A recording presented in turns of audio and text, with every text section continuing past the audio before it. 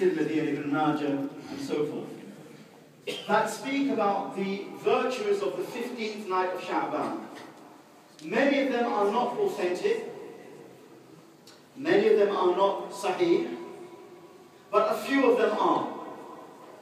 And from those few, I'd like to quote the words of the Prophet ﷺ when he said, إِنَّ اللَّهَ تَبَارَكَ وَتَعَالَى يَنْزِلُ لَيْلَةَ نِصْفٍ مِنْ شَعْبَانَ إِلَى السَّمَاءِ الدُّنْيَا فَيَغْفِرُ لِأَكْثَرَ مِنْ عَدَدِ شَعْرِ غَنَمِ كَلْبٍ.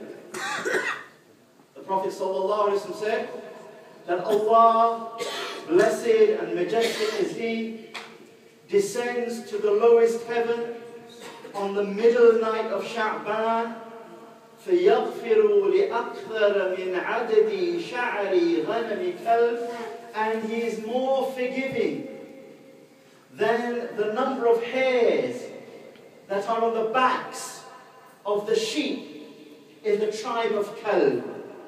Kalb was a very prosperous Arab tribe at the time of the Prophet ﷺ.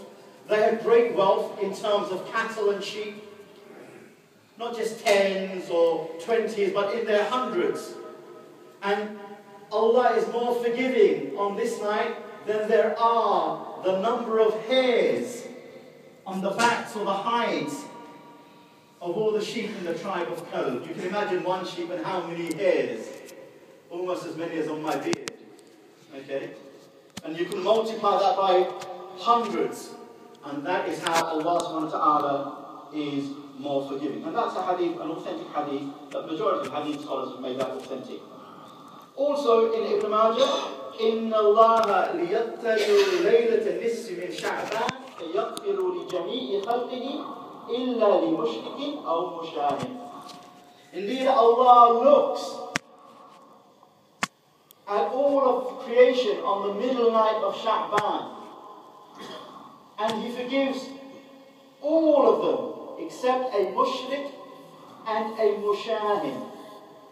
So it's important to know what a mushrik is. In this case, a mushrik here is the same as a non-Muslim. I mean, of course it means an idolater, someone who commits shirk, but it's general than that. It means all non-Muslims.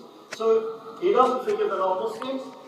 And the mushahid. The mushahid is someone who has a grudge, and ill will, and enmity between him and another Muslim person, his Muslim brother. And there is no Islamic justification for him. And the reason why such a person, he or she is excluded from Allah's forgiveness is because really Muslim unity and Muslim harmony is so essential and so important. But inshallah, I'm going to let Maulana Farhan explore the virtues of these hadiths more further, inshallah ta'ala, and what the meaning and the substance of these hadiths are, bi'idhnillah. But I would just like to point out one or two things. First and foremost, I'll do the kind of, as they say, the fiqh very quickly. It is true that a minority of scholars, past and present, have judged these hadiths, even the ones that I read, to be weak, to be not authentic.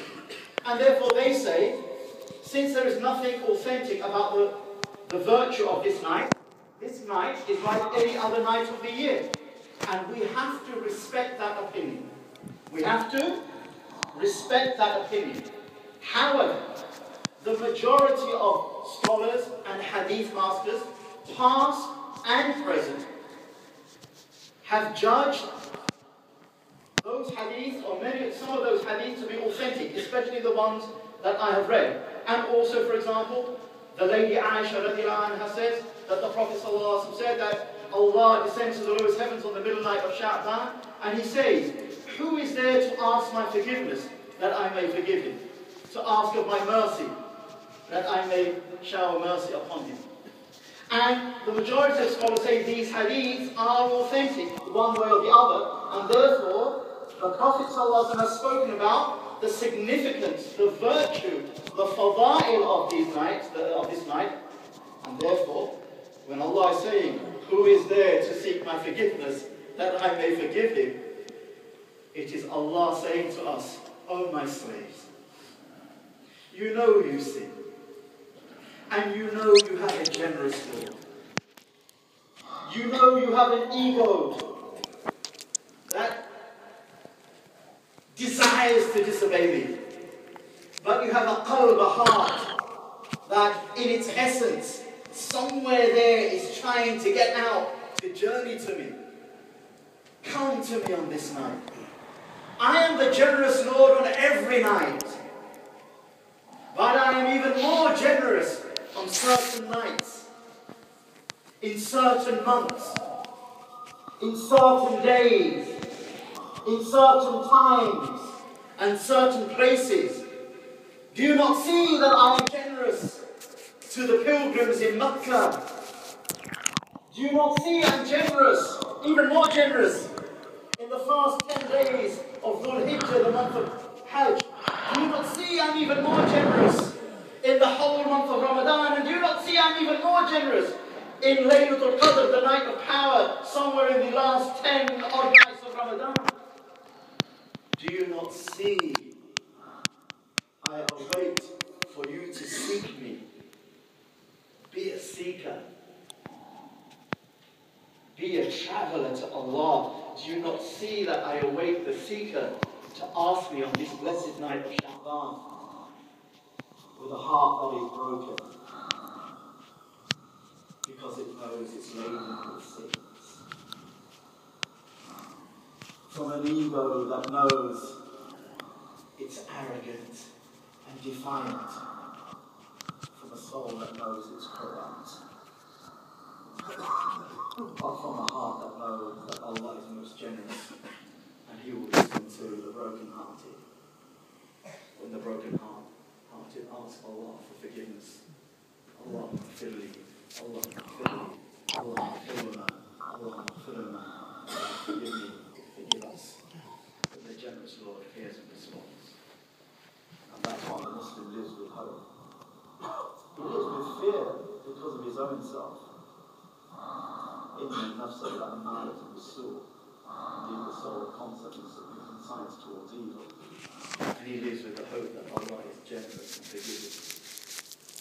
And all that we brought on our idea was, let's just gather the people. It's not an unknown thing. Up and down the mosques in the world today, people will be gathering anyway to hear talks.